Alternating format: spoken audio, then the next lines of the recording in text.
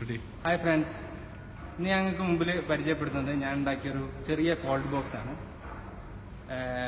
ഏറ്റവും ചുരുങ്ങിയ ചെലവിൽ 12 വോൾട്ടിൽ എങ്ങനെ നമുക്ക് കോൾഡ് ബോക്സ് ഉണ്ടാക്കാം. നമുക്ക് ചെറിയ ബാറ്ററിയിൽ അല്ലെങ്കിൽ കാറിൽ വെക്കാം. അല്ലെങ്കിൽ വീട്ടിൽ തന്നെ ചെറിയ ബാറ്ററിയിൽ വർക്ക് ചെയ്യുന്ന 12 വോൾട്ട് മാത്രം ആവശ്യമുള്ള കോൾഡ് ബോക്സ് ഞാൻ ഉണ്ടാക്കിയതാണ്. ഒരു എക്സ്പെരിമെന്റൽ ബേസിൽ ഉണ്ടാക്കിയൊക്കെയാണ്. നമുക്ക് നോക്കാം. ഇതാണ് എൻ്റെ ബോക്സ്. ഞാനിത് പവർ ഓഫ് ചെയ്യാണ്.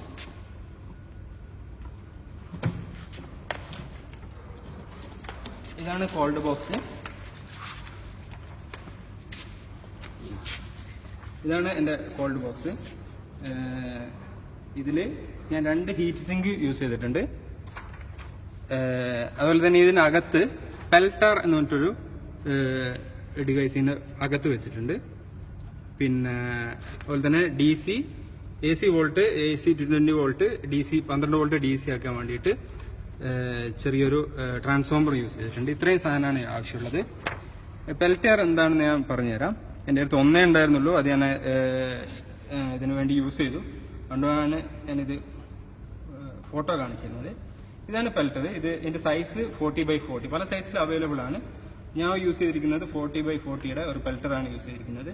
ഇത് ജസ്റ്റ് ഒരു $1 മാത്രമേ ഇതിന് റേറ്റ് ഉള്ളൂ. നിങ്ങൾക്ക് ഓൺലൈനിൽ പർച്ചേസ് ചെയ്യാവുന്നതാണ്. നാട്ടിലത്തെ 60 രൂപ വില വരും. അതുപോലെ തന്നെ ഇതിന് യൂസ് ചെയ്തിരിക്കുന്ന ഹീറ്റ് സിങ്ക് ഇതും അവൈലബിൾ ആണ്. ജസ്റ്റ് $9 റേറ്റ് തന്നെയുള്ളൂ.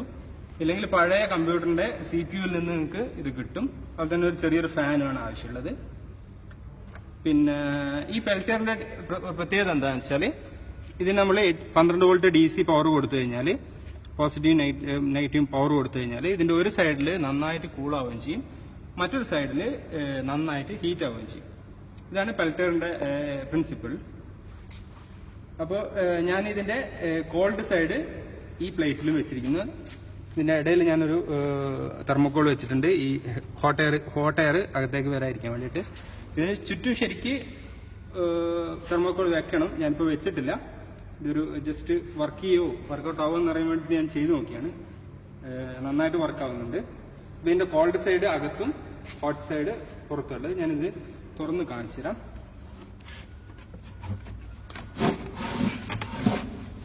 ഇത്രയും സാധനമാണ് ഇതിലുള്ളത്. ഇതാ ഒരു 12 വോൾട്ടിന്റെ ചെറിയ ഫാൻ ഉണ്ട്. ഇതിനെ എയർ സക്ക് ചെയ്തിട്ട് എയർ വെളിയിലേക്ക് പോകും. ഇത് നമ്മൾ പവർ കൊടുക്കുമ്പോൾ ഈ ഹീറ്റ് സിങ്ക് നന്നായിട്ട് ഹീറ്റ് ആവും. ഇത് 12 വോൾട്ടിന്റെ ട്രാൻസ്ഫോമറാണ്. ഇത് നിങ്ങൾക്ക് പഴയ റേഡിയോയിൽ നിന്ന് അല്ലെങ്കിൽ അങ്ങനെ എന്തെങ്കിലും ഡിവൈസിൽ നിന്ന് എടുക്കാവുന്നതാണ്, അല്ലെങ്കിൽ വാങ്ങിക്കാവുന്നതാണ്. വളരെ ചീപ്പാണിത്. 12 വോൾട്ടിന്റെ ട്രാൻസ്ഫോമർ.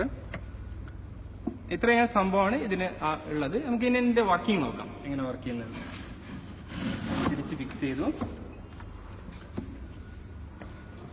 ഞാനിതിൽ പവർ കൊടുക്കാൻ പോവാണ്.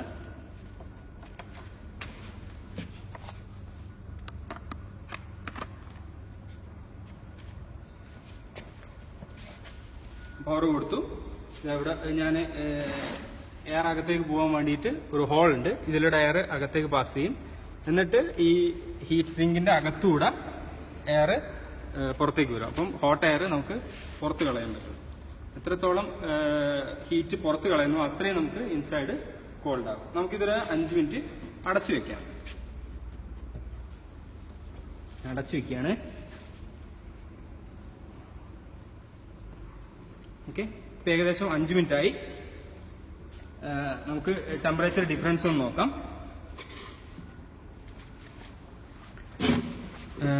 ആംബിയൻ ടെമ്പറേച്ചർ ഏകദേശം ഇപ്പോൾ 33 ഉണ്ട്.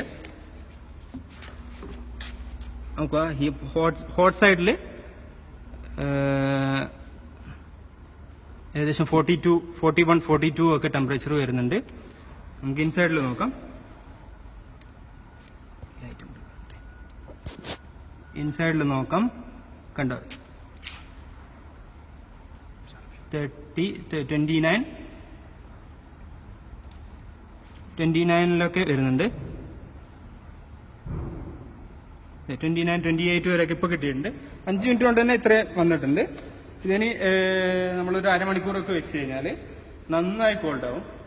ഈവൺ നന്നായിട്ട് നമുക്ക് ഹോട്ട് സൈഡിൽ നല്ല ഫാൻ കൊടുക്കാൻ പറ്റുമെങ്കിൽ നന്നായിട്ട് ഹീറ്റ് പറ്റുമെങ്കിൽ മൈനസിലേക്ക് വരെ നമുക്ക് ടെമ്പറേച്ചർ കിട്ടും.